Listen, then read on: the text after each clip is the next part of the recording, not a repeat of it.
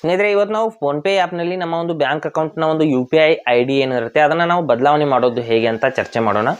ಅಂದರೆ ನಮ್ಮ ಒಂದು ಫೋನ್ಪೇ ಆ್ಯಪ್ನಲ್ಲಿ ಇರುವಂಥ UPI ID ನಮಗೆ ಇಷ್ಟ ಇಲ್ಲ, ಅದನ್ನು ನಾವು ಬದಲಾವಣೆ ಮಾಡಬೇಕು ಅಂತ ಇಷ್ಟಪಡ್ತಾ ಇದ್ದರೆ ಅದನ್ನು ಯಾವ ರೀತಿ ನಾವು ಚೇಂಜ್ ಮಾಡ್ಕೋಬೋದು ಅಂತ ನಾನು ಸಂಪೂರ್ಣ ಇವತ್ತು ಹೇಳ್ತೀನಿ. ಹಾಗೆ ನಮ್ಮ ಚಾನಲ್ಗೆ ಮೊದಲು ಬಂದಿದ್ದರೆ ದಯವಿಟ್ಟು ನಮ್ಮ ಚಾನಲ್ನ ಸಬ್ಸ್ಕ್ರೈಬ್ ಮಾಡಿಬಿಟ್ಟು ಪಕ್ಕದಲ್ಲಿರುವಂಥ ಬೆಲ್ ಐಕನನ್ನು ಪ್ರೆಸ್ ಮಾಡಿ ನಮ್ಮ ತಂತ್ರಜ್ಞಾನ ಆಧಾರಿತ ಬೃಹತ್ ಕುಟುಂಬದ ಸದಸ್ಯರಾಗಿ. ಸ್ನೇಹಿತರೆ, ಇಲ್ಲಿ ಬ್ಯಾಂಕ್ನ ಒಂದು UPI ID @YBL @IBL @AXL ಈ ರೀತಿ ಇರುತ್ತೆ ಸ್ನೇಹಿತರೆ. ಅದರ ಹಿಂದ್ಗಡೆ ನಮ್ಮ ಹೆಸರು ಅಥವಾ ನಮ್ಮ ಫೋನ್ ನಂಬರು ಇನ್ನೇನಾದರೂ ಇರುತ್ತೆ, ಅದನ್ನು ನಾವು ಬದಲಾವಣೆ ಮಾಡಬಹುದು. ಯಾವ ರೀತಿ ಅಂತ ನಾನು ಸಂಪೂರ್ಣವಾಗಿ ಹೇಳ್ತೀನಿ. ನೋಡಿ, ಮೊದಲು ಫೋನ್ಪೇ ಆ್ಯಪ್ನ ಓಪನ್ ಮಾಡ್ಕೊಳ್ಳೋಣ. ಮಾಡಿಬಿಟ್ಟು ಮೊದಲು ತೋರಿಸ್ತೀನಿ ಯಾವ ರೀತಿ ಅಂತ, ನಂತರದಲ್ಲಿ ಬದಲಾವಣೆ ಕೂಡ ಮಾಡ್ತೀವಿ. ಫೋನ್ಪೇ ಆ್ಯಪ್ನ ಓಪನ್ ಮಾಡಿದ ನಂತರದಲ್ಲಿ ಮೇಲ್ಗಡೆ ಪ್ರೊಫೈಲ್ ಫೋಟೋ ಮೇಲೆ ಕ್ಲಿಕ್ ಮಾಡ್ಕೊಳ್ಳಿ.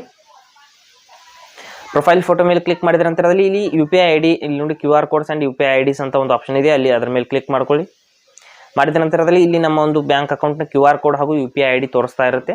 ಇಲ್ಲಿ ಈ ಕಡೆಗೆ ಸ್ಕ್ರೋಲ್ ಮಾಡಿಬಿಟ್ಟು ನೀವು ಯಾವ ಬ್ಯಾಂಕ್ ಅಕೌಂಟ್ನ UPI ID ಬದಲಾವಣೆ ಮಾಡ್ತೀರಾ ಅದನ್ನು ಸೆಲೆಕ್ಟ್ ಮಾಡ್ಕೊಳ್ಳಿ.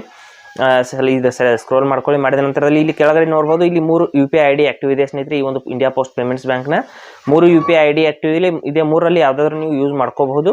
ಇದರಲ್ಲಿ 3 ಚೇಂಜ್ ಮಾಡ್ಬೇಕಂದ್ರೆ ನಮಗೆ ಈ UPI ID ಇಷ್ಟ ಇಲ್ಲ. ಇಲ್ಲಿ ಫೋನ್ ನಂಬರ್ UPI ID ಇದೆ ಸ್ನೇಹಿತರೆ. ಇಲ್ಲಿ ಮ್ಯಾನೇಜ್ ಅಂತ ಕ್ಲಿಕ್ ಮಾಡ್ಕೋಬೇಕು. ಇದನ್ನು ಬದಲಾವಣೆ ಮಾಡಬೇಕು ಅಂದರೆ ಮ್ಯಾನೇಜ್ ಅಂತ ಕ್ಲಿಕ್ ಮಾಡ್ಕೋಬೇಕು. ಆ ಒಂದು UPI IDನ ಬದಲಾವಣೆ ಮಾಡಬೇಕು ಅಂದರೆ ಮ್ಯಾನೇಜ್ ಅಂತ ಕ್ಲಿಕ್ ಮಾಡಿದ ನಂತರದಲ್ಲಿ ಇಲ್ಲಿ ನೋಡ್ಬೋದು 3 UPI IDಗಳು ನೋಡೋದಕ್ಕೆ ಸಿಗ್ತಾ ಇದೆ. ಇವುಗಳನ್ನ ಮೊದಲು ಡಿಲೀಟ್ ಮಾಡೋಣ. ಈ ರೀತಿ ನೋಡ್ಬೋದು, ಡಿಲೀಟ್ ಮಾಡಿದ್ದೀನಿ. 2 ಡಿಲೀಟ್ ಆಗಿದೆ, 3ನೇದು ಡಿಲೀಟ್ ಆಗೋದಿಲ್ಲ. ಅಂದರೆ ಡಿಫಾಲ್ಟ್ ಆಗಿ ಒಂದು ಸೆಟ್ ಆಗಿರುತ್ತೆ. ನಂತರದಲ್ಲಿ ಇಲ್ಲಿ ಪ್ಲಸ್ ಐಕನ್ ಮೇಲೆ ಕ್ಲಿಕ್ ಮಾಡ್ಕೋಬೇಕು. ಹೊಸ UPI IDನ ಸೆಟ್ ಮಾಡಬೇಕಂದ್ರೆ ಇಲ್ಲಿ ಪ್ಲಸ್ ಐಕನ್ ಇದೆ ನೋಡಿ, ಅದರ ಮೇಲೆ ಕ್ಲಿಕ್ ಮಾಡಿಬಿಟ್ಟು ನೋಡಿ ಪ್ಲಸ್ ಐಕನ್ ಮೇಲೆ ಕ್ಲಿಕ್ ಮಾಡ್ಕೊಳ್ಳಿ. ಮಾಡಿದ ನಂತರದಲ್ಲಿ ಪ್ರಿಫರ್ಡ್ ID ಅಂದರೆ ನೀವು ಯಾವ ರೀತಿ UPI IDನ ಸೆಟ್ ಮಾಡ್ಕೋಬೇಕು ಅಂತ ಇಷ್ಟಪಡ್ತೀರ ಅದನ್ನು ಇಲ್ಲಿ ಟೈಪ್ ಮಾಡಿ.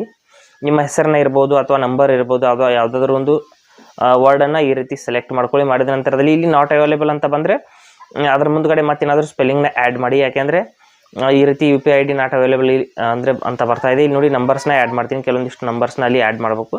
ನಿಮ್ಮ ಒಂದು ಫೇವ್ರೇಟ್ ನಂಬರ್ಸ್ ಇರುತ್ತಲ್ಲ ಅದನ್ನೇ ಆ್ಯಡ್ ಮಾಡಿ. ಈ ರೀತಿ ನೋಡ್ಬೋದು, ಅವೈಲೇಬಲ್ ಅಂತ ಬರೋವರೆಗೂ ನೀವು ಕೂಡ ಏನಾದರೂ ಆ್ಯಡ್ ಮಾಡ್ತಾ ಇರಿ.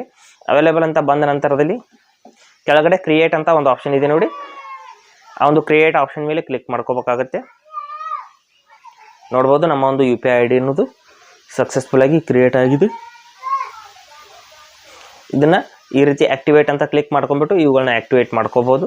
ಇಲ್ಲಿ ನೋಡಿ IBL YBL AXL 3 UPI ID ಕೂಡ ನೀವು ಆ್ಯಕ್ಟಿವೇಟ್ ಮಾಡ್ಕೋಬೋದು. ಇಲ್ಲಾಂದರೆ ಒಂದೇ ಒಂದು UPI ID ಮೇಲೆ ಕೂಡ ನಿಮ್ಮ ಒಂದು UPI ID ಒಂದು IDನ ಇಡಬಹುದು. ಈ ರೀತಿ ನೀವು ನಿಮ್ಮ ಒಂದು ಯಾವುದೇ ಬ್ಯಾಂಕ್ನ UPI IDನ ಫೋನ್ಪೇ ಆ್ಯಪ್ನಲ್ಲಿ ಬದಲಾವಣೆ ಮಾಡ್ಕೋಬಹುದು. ಇಲ್ಲಿ ನೋಡಿ ಈ ರೀತಿ ಈ ಒಂದು UPI IDನ ಆ್ಯಕ್ಟಿವೇಟ್ ಮಾಡಬೇಕಂದ್ರೆ ಮುಂದ್ಗಡೆ ಇರುವಂಥ ಆ್ಯಕ್ಟಿವೇಟ್ ಬಟನ್ ಮೇಲೆ ಕ್ಲಿಕ್ ಮಾಡಿಬಿಟ್ಟು ನೀವು ಈ ಒಂದು UPI IDನ ಆ್ಯಕ್ಟಿವೇಟ್ ಮಾಡ್ಬೋದು. ಇಲ್ಲಿ ನೋಡಿ ಈ ರೀತಿ ಈ UPI ID ಕೂಡ ಆ್ಯಕ್ಟಿವೇಟ್ ಆಗುತ್ತೆ. ಇಲ್ಲಿ ನೋಡಿ ಈ ರೀತಿ ಸಂಪೂರ್ಣವಾಗಿ ಎಲ್ಲ UPI ID ಕೂಡ ಆ್ಯಕ್ಟಿವೇಟ್ ಆಗಿದೆ. ಈ ರೀತಿ ನಾವು ನಮ್ಮ ಒಂದು ಬ್ಯಾಂಕ್ನ UPI IDನ ಆ್ಯಕ್ಟಿವೇಟ್ ಮಾಡ್ಕೋಬೋದು. ಹಾಗೆ ಸ್ನೇಹಿತರೆ, ಕೊಟ್ಟಿರೋ ಮಾಹಿತಿ ಸಂಪೂರ್ಣ ಮತ್ತು ನಿರೂಪಣೆ ಮಾಡಿದೆ, ಶೈಲಿ ಉತ್ತಮ ಅಂತ ಅನಿಸಿದರೆ ವಿಡಿಯೋನ ಲೈಕ್ ಮಾಡಿ ಮತ್ತು ನಿಮ್ಮ ಸ್ನೇಹಿತರು ಕೂಡ ಶೇರ್ ಮಾಡಿ. ಹಾಗೆ ಇದರ ಬಗ್ಗೆ ಸಮಸ್ಯೆಗಳು ಡೌಟ್ಗಳಿದ್ದರೆ ಕಮೆಂಟಲ್ಲಿ ಅವಶ್ಯವಾಗಿ ತಿಳಿಸಿ. ಮುಂದಿನ ವಿಡಿಯೋದಲ್ಲಿ ಮತ್ತೊಂದು ಹೊಸ ವಿಷಯದೊಂದಿಗೆ ಇದೇ ರೀತಿ ನಿಮ್ಮ ಮುಂದೆ ಬರ್ತೀವಿ. ಅಲ್ಲಿವರೆಗೂ ಟೇಕ್ ಕೇರ್.